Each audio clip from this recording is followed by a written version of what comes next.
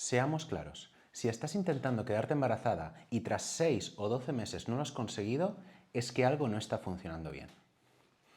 Lo que puede estar fallando pueden ser infinidad de cosas, desde una trompa obstruida a un semen de mala calidad, pasando por un endometrio no en las mejores condiciones. Y sinceramente, en la mayoría de casos no llegaremos nunca a saber con exactitud qué es lo que no funciona bien. Así pues, ¿cómo lo solucionamos? La respuesta es la terapia sustitutiva, que básicamente consiste en darte nosotros de forma externa las hormonas que controlan tu ciclo hormonal y reproductivo. ¿Cuál es la ciencia detrás de la terapia sustitutiva?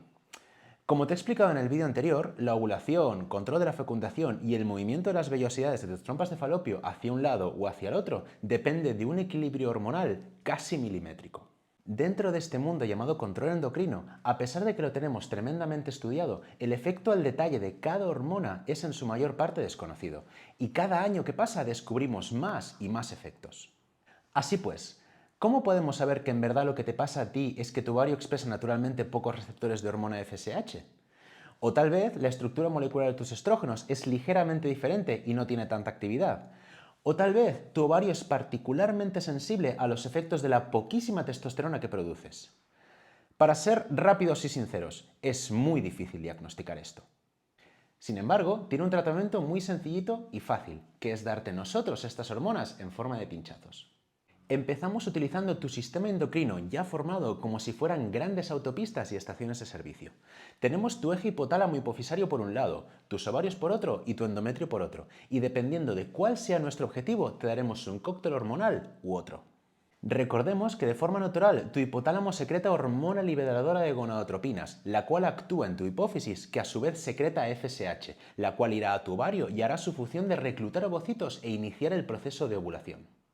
Este proceso aparentemente sencillo, que no lo es tanto, están involucrados más de 500 procesos moleculares y neuronales. Con que falle uno de ellos ya vamos a tener problemas que afecten a tu reproducción y control hormonal. Así pues, nosotros hacemos un bypass a todo esto y te administramos la hormona FSH directamente. Y tenemos dos tipos.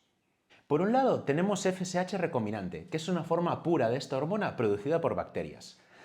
Básicamente, mediante ingeniería genética, metemos un puñado de bacterias en un gran cazo de acero inoxidable y les enseñamos a sintetizar hormona FSH a partir del gen humano de la FSH. Los nombres comerciales de estos son Gonal, Puregon y Ovalip, entre otros. Y por otro lado, tenemos FSH obtenida a partir de orina de mujeres menopáusicas. Esta forma totalmente purificada suele estar combinada con hormona LH, de modo que tiene una doble acción, tanto estimuladora como maduradora. Las marcas más típicas son Menopur y Fiestopur. Dependiendo del tratamiento que vayas a hacerte, usaremos una u otra en dosis que van desde las 50 unidades internacionales hasta las 300.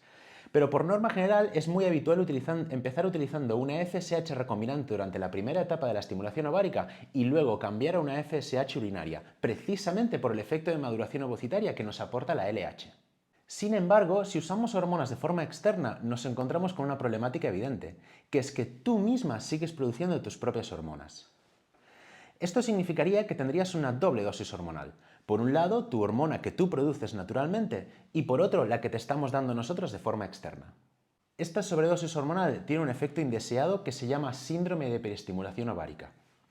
Este síndrome tiene muchas variantes, pero de forma sencilla se trata de un crecimiento desmesurado de tus folículos y de tus ovarios, que pasan del tamaño de una almendrita hasta el tamaño de pomelos. Esto genera una inflamación en tu cavidad abdominal que se expande a otros órganos cercanos, como tu hígado, tu bazo o tus intestinos, creando inflamación y creando malestar, que en algunos casos puede incluso llegar a ser peligrosa. La forma en la que evitamos que esto ocurra es bloqueando tu propia secreción hormonal, de modo que pasamos exclusivamente a control externo. Y tenemos dos estrategias para ello. Por un lado, tenemos los antagonistas de gonadotropinas, cuyo nombre comercial es Cetrotide y Orgalutran, y la forma en la que funcionan es uniéndose a tu hipófisis y haciéndola impermeable al efecto de la hormona liberadora de gonadotropinas secretada por tu hipotálamo. Esto significa que tu hipófisis deja de ser estimulada y deja de producir FSH y LH. Por otro lado, tenemos los análogos de agonistas de gonadotropinas, que hacen lo mismo, pero funcionan un poco diferente. Su nombre comercial es Decapeptyl y lo que hace es unirse a tu hipófisis y desencadenar una liberación explosiva y masiva de todas las hormonas FSH y LH que tiene almacenadas. Después de la inyección del decapeptil obtenemos dos resultados. El primero es un pico de liberación de FSH y LH, pero como consecuencia de esto se produce un efecto de agotamiento hipofisario, de modo que durante el resto del ciclo tu hipófisis va a estar agotada y no va a producir ninguna hormona. Ambos medicamentos producen el mismo efecto, que es que no liberes ni FSH ni LH, pero lo hacen mediante estrategias prácticamente opuestas. Por este motivo es bastante habitual que durante la primera fase del tratamiento se te administre orgalutran y luego se te administre el decapeptil. Pasados unos 10-12 días desde la estimulación ovárica, por ejemplo en forma de Ovalip para promover la foliculogénesis y orgalutran para prevenir el síndrome de hiperestimulación ovárica, tenemos que desencadenar la ovulación. Y como expliqué en el vídeo anterior, esto se consigue mediante un pico de hormona LH. Tenemos dos formas de provocarlo. El primero es administrando decapeptil, que provoca esta liberación masiva de hormonas por parte de la hipófisis consiguiendo este pico de hormona LH y por ende la ovulación. El segundo método es administrando un medicamento llamado Ovitrel, que es básicamente un chute de hormona gonadotropina coriónica. La gracia que tiene este chute es que es exactamente la misma hormona que luego se detecta en un test de embarazo, por eso también se la llama hormona del embarazo. La ventaja que tiene es que molecularmente es muy similar a la hormona LH, de modo que tus ovarios interpretan una inyección de Ovitrel como un pico de LH y por ende desencadenan la ovulación. Ambos medicamentos funcionan estupendamente para promover la ovulación y en ambos casos la ovulación se da a las 36 horas de pincharte el medicamento. Sin embargo, las consecuencias de cada una de ellas son diferentes. El principal inconveniente del decapeptil es que, para ser básicos, nos manda al carajo el crecimiento endometrial, lo que significa que en este ciclo no va a poder haber implantación, ni transferencia embrionaria, ni embarazo. Sin embargo, es absolutamente maravilloso para prevenir el síndrome de hiperestimulación ovárica. Por lo tanto, en aquellos ciclos de reproducción asistida donde no vaya a haber transferencia embrionaria, como por ejemplo una vitrificación de ovocitos, un análisis genético de embriones o mujeres con síndrome de ovario poliquístico, lo más habitual es que se utilice decapeptil como trigger o desencadenante de la ovulación. En aquellos tratamientos donde queremos un embarazo en ese mismo ciclo, por ejemplo inseminaciones o fecundaciones in vitro, el medicamento diana para desencadenar la ovulación va a ser el Ovitrel. El principal inconveniente es que puede haber un determinado riesgo de hiperestimulación ovárica, pero no debería suponer un riesgo siempre y cuando estés bien controlada y te hayan frenado adecuadamente con orgalutran. Aparte de la hipófisis y el ovario, hay un tercer gran protagonista que es el endometrio, que va a ser el responsable de hacernos una cuna que acoja y nutra a nuestro embrión. El endometrio se divide en dos fases. Una primera fase llamada fase proliferativa, que necesita estrógenos. En un ciclo de fecundación in vitro normal, tu ovario estimulado ya va a producir estrógenos en abundancia, de modo que no hace falta suplementarlos de forma externa. Sin embargo, en aquellos tratamientos donde no ha habido estimulación ovárica previa, por ejemplo en tratamientos de transferencia de embriones congelados, necesitamos suplementarte con estrógenos. La vía más típica de suministrar estrógenos son unas pastillas llamadas estradiol meriestra, pero también está la opción de suministrar estrógenos en forma de parches como Evopad o Estradot. Luego hay una segunda fase endometrial llamada fase secretora, que requiere progesterona. En prácticamente todos los ciclos de reproducción asistida es necesario suplementar con progesterona. Y esta suplementación empieza el mismo día de la inseminación o de la punción folicular, o 5 días antes de la transferencia embrionaria. Luego se debe mantener hasta la semana 11 de embarazo, momento en el cual la placenta que habrá generado tu embrión ya producirá suficiente progesterona como para mantenerse a sí misma y no necesitaremos suplementarla de forma exógena. Hay 3 vías de administración de la progesterona, que son tanto la vía oral, la vía vaginal o por inyecciones. La forma más típica es en forma de pastillas u óvulos que se venden bajo las marcas de Progefic o Utrogestan.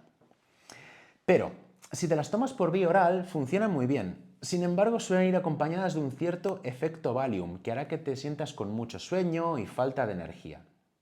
Es por ese motivo por el que es muy probable que te recomiende que te las tomes por vía vaginal. Sin embargo, la vagina no está diseñada para absorber medicamentos, por lo que mucha progesterona se va a perder por el camino. En este caso no te preocupes para nada, porque los fabricantes ya tienen en cuenta esta pérdida. En el caso que con estos óvulos de progesterona no lleves a los niveles adecuados y deseados, hay una tercera vía de administración, que es la inyección. El medicamento se vende bajo la marca Prolutex y se inyecta de una forma muy similar a un Ovalip o un Ovitrel, que esto es pellizcando un poco de chicha en la barriga y pinchándolo. Esta forma muchísimo más directa nos asegura unos muy buenos niveles de progesterona. Así pues, Tenemos a nuestra disposición todo un arsenal farmacológico para llevar a cabo la sustitución hormonal que nos facilite un tratamiento de reproducción asistida. Empezamos con medicamentos enfocados a la estimulación folicular, como serían por ejemplo el Ovalip y el Menopur. Luego tenemos medicamentos enfocados a frenarte hormonalmente y prevenir el síndrome de hiperestimulación ovárica, donde encontramos el Orgalutran y el Decapeptyl. Y en tercer lugar tenemos medicamentos que lo que van a hacer es desencadenarte la ovulación, donde destacan el Ovitrel y el Decapeptyl. Finalmente tenemos aquellos medicamentos orientados a una estimulación endometrial, donde empezamos con un estradiol meriestra y luego suplementamos con Progefic y Prolutex.